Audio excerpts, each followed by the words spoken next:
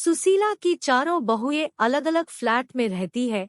एक दिन सुशीला के पास गांव से उसके भाई हितेश का फोन आता है। हितेश, सुशीला दीदी कैसी हो आप?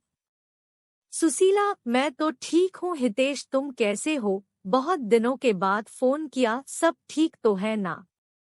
हितेश, हाँ दीदी सब ठीक है। मैं कल तुम्हारे पास आ रहा हूँ, वहाँ मुझे कुछ काम था तो सोचा अपने भांजे से भी मिल लूंगा। फोन कट जाता है और सुशीला दुविधा में पड़ जाती है।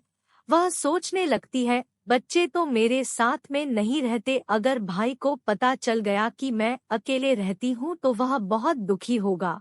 खैर, अब जो होगा वो देखा जाएगा, आने दो भाई को। अगले दिन हितेश सुशीला के घर पहुंच जाता है।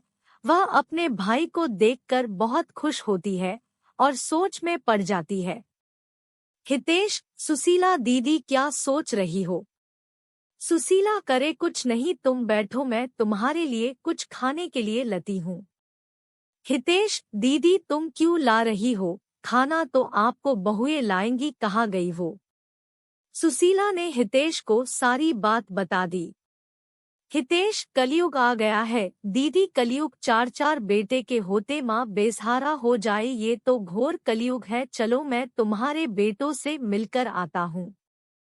हितेश ऊपर चला जाता है तो देखता है कि सुशीला के बड़े बेटे को शराब पीने की आदत होती है, जो अब बहुत बढ़ चुकी है। उसके दो बच्चे हैं। बड़ा बेटा, मामा जी कैसे हो आप? घर में सब ठीक है, बड़े दिन बाद आप मिलने आए। हितेश, घर में तो सब ठीक है, तुम बताओ कैसा चल रहा है यहाँ? सब कुछ ठीक है ना? इतने में उसका छोटा बेटा यानी सुशीला जी का पोता हितेश के पास आता है, जो लगभग 6 साल का था। हितेश उससे पूछता है, हितेश कैसे हो बेटा, कौन सी क्लास में हो? पोता, मैं तो अभी एलकेजी में हूँ नाना जी। हितेश, अच्छा, बड़ा होकर क्या बनोगे? पोता, मैं बड़ा होकर पापा की तरह शराबी बनूंगा। यह सुनकर सभी लोग भौचक्कार रह गए और रोमा फुटफुट कर रोने लगी और रोते रोते बोली, रोमा, अगर मैं अलग ना हुई होती तो ये इतनी शराब नहीं पीते, माँ के साथ रहते थे तो इनको माँ से थोड़ी शर्म तो होती, अब बच्चे भी वही सीख रहे हैं जो ये सीखा रहे हैं। थोड़ी देर बाद हितेश ऊपर दूसरे भांजे के पास जाता है, पर वहाँ की हालत कुछ अजीब ही थी, जैसे चारों तरफ सामान बिखरा हुआ था, कोई साफ सफाई नहीं। टीना सारा दिन सोती रहती या टीवी देखती रहती। हितेश से घर की हालत देखी नहीं गई और उसने बातों बातों में ही पूछ लिया, हितेश बेटा घर बदल रहे हो क्या? सब सामान बिखरा हुआ है। मामा जी की बात सुनकर टीना झट से बोली, टीना, मामा जी पहले सब माँ के साथ रहते थे ना, तो सारी बहुओं को एक ही काम करना रहता था तो काम जल्दी से हो जाता था, अब सारा काम मुझी को ही करना पड़ता है, तो समझ में ही नहीं आता कि कहाँ से शुरू करूँ और कहाँ पर खत्म करूँ। हितेश, अरे तो बेटा एक काम वाली को रख लेते। टीना, इनकी इतनी सैलरी कहाँ कि काम वाली को रख सके। मामा जी हम अलग फ्लैट में ना रहते ना तो इतनी परेशानी ना होती, वहाँ सब मिलजुल कर काम कर लेते थे। ये कहते ही टीना के आंखों से आंसू बहने लगते थे। हितेश वहाँ से भी चला जाता है और तीसरे बेटे के घर यानी तीसरी मंजिल पर पहुँचता है।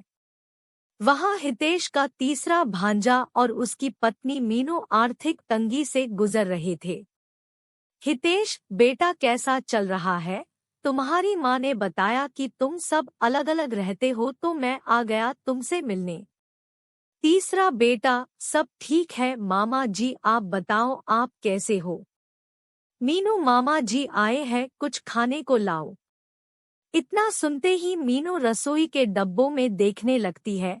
वो एकदम खाली होते हैं और वह वहीं बैठकर सर पकड़कर बैठकर रोने लगती है। रोने की आवाज सुनकर हितेश और मीनू का पति अंदर आते हैं।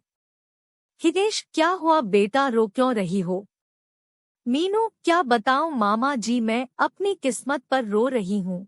अगर मैं भाभीियों के बातों में आकर घर से अलग ना होती ना तो आज ये दिन देखना ना पड़ता। घर में खाने के लिए कुछ नहीं है और काम का भी पता नहीं मिलेगा कि नहीं। मेरी सास हमेशा हमारी ख्याल रखती थी और आज ये दिन सिर्फ मेरी वजह से देखने को मिल रहा है। मीनू अपने किए पर बहुत पछताती है। अब हितेश चौथी मंजिल पर जाता है तो वहां ताला लगा दिखता है। वह अपने भांजे को फोन करता है तो पता चलता है कि उसका एक्सीडेंट हो गया है। वो और उसकी पत्नी ऋतु अस्पताल में है। हितेश भी अस्पताल पहुंचता है। हितेश, अरे बेटा तुम ठीक तो हो? कैसे हुआ तुम्हारा एक्सीडेंट? हितेश के चौथे भांजे ने सारी बात बताई। इतने में ऋतु भी आ जाती है। ऋतु, मामा जी नमस्कार। अच्छा हुआ आप आ गए। मैं तो यहाँ अकेले बहुत परेशान हो गई थी, कभी दवाई का पर्चा तो कभी दवाई का चक्कर। हितेश, तो तुम दोनों दीदी को खबर क्यों नहीं दी? ऋतु, किस मुंह से मैं फोन करती? माँ जी को उनका दिल भी बहुत दुखाया है। हमने आज बहुत पछता रही हूँ जो उनसे अलग रहने के लिए सोचा। अगर हम सब साथ रह रहे होते तो आज मुझे इतनी परेशानी का सामना नहीं करना पड़ता। हितेश अपने तीनों भांजों और सुशीला जी को खबर कर देता है और सभी अस्पताल में आते हैं। हितेश चारों भाइयों को एक दूसरे की परेशानी के बारे में बता देता है। चारों भाई एक दूसरे के गले लगते हैं और एक दूसरे से माफी मांगते हैं। चारों बहुएं भी सुशीला जी के पैर छूकर अपने सास से माफी मांगते हैं। अब दोबारा सारा परिवार एक हो गया और सब मिलजुल कर रहने लगे। अगर एक भाई पर कोई परेशानी आती तो सारे भाई मिलजुल कर उसका सामना करते। एक दिन सुशीला ने अपने बेटे और बहुओं को बुलाया और कहा, देखो तुम सब एक साथ रहते हो तो कितने खुश रहते हो, कोई मुसीबत तुम्हें छू भी नहीं सकती। इसीलिए तो कहते हैं मुश्किल वक्त भी टल जाता है जब अपनों का साथ मिल जाता है।